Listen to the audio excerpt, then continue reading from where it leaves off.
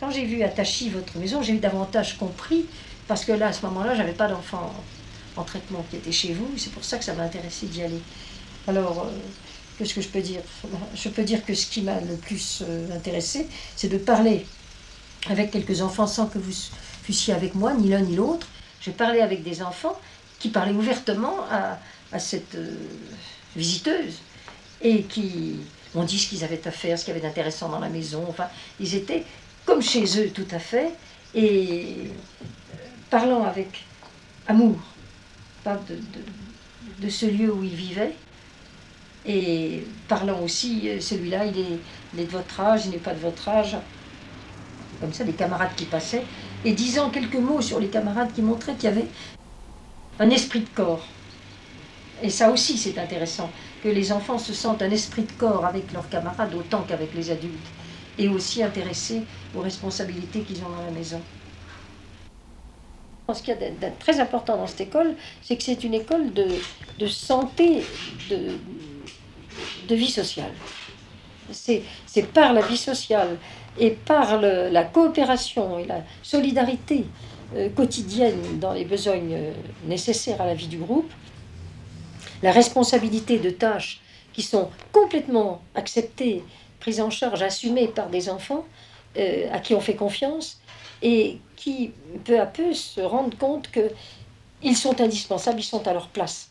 Ils ont chacun leur place dans cette maison et à tour de rôle, ils se rendent des services les uns aux autres, aussi bien les enfants qu'aux adultes, les adultes qu'aux enfants.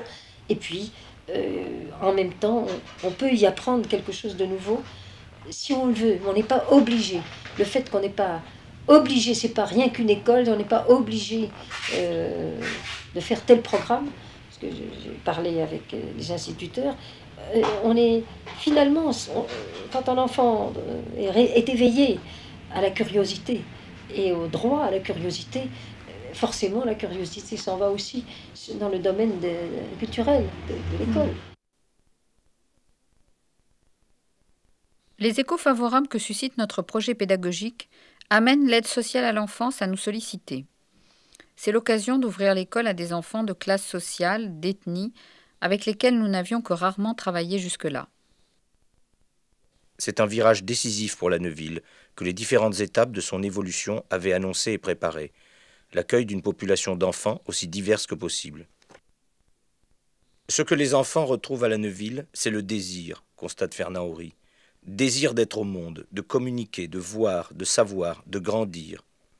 Il ajoute aussitôt, il ne s'agit pas seulement de plaisir ou d'envie de vivre, mais de désir, au sens où la psychanalyse l'entend. Allez, à vous maintenant. Partout dans l'école, comme sur ces images, on peut en effet trouver à travailler, tout en faisant partie d'une équipe. Nous nous servons du désir d'apprendre de chacun pour l'intégrer, mais surtout le convaincre de l'intérêt de la démarche entreprise, pour lui et pour l'ensemble de la communauté d'enfants. Allez, vas-y, Tania, toi. Tu vas en faire une après, chacun son tour. Nous sentons bien d'ailleurs que malgré notre travail quotidien avec eux, nous ne sommes pas là pour nous occuper des enfants, mais d'abord pour nous occuper de l'école. Et c'est l'école qui s'occupe d'eux. Mais eux aussi s'occupent de l'école.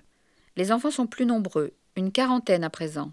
Cela paraît beaucoup pour nous 6, mais avec une bonne organisation, leur contribution est loin d'être négligeable. C'est qu'au lieu de compter les enfants, nous avons pris l'habitude de compter sur eux. Symboliquement, nous attribuons la présidence de la réunion, responsabilité suprême, jusque-là partagée avec les adultes, aux seuls enfants. Ils nous semblent mieux placés pour se faire entendre par le groupe et servir d'exemple identificatoire. Cette décision renforce encore le statut des enfants dans l'école. Et c'est une véritable seconde équipe pédagogique que constituent les plus anciens et les plus responsables d'entre eux.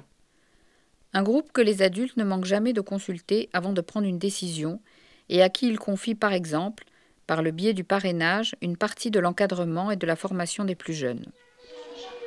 Allez les filles, l'hiver va se coucher, allez, va te coucher, tu vas dans ton lit, Raphaël. Allez. Allez. Comment? Oh, sérieux, c'est juste un petit bobo. Allez, on verra demain. Bonsoir.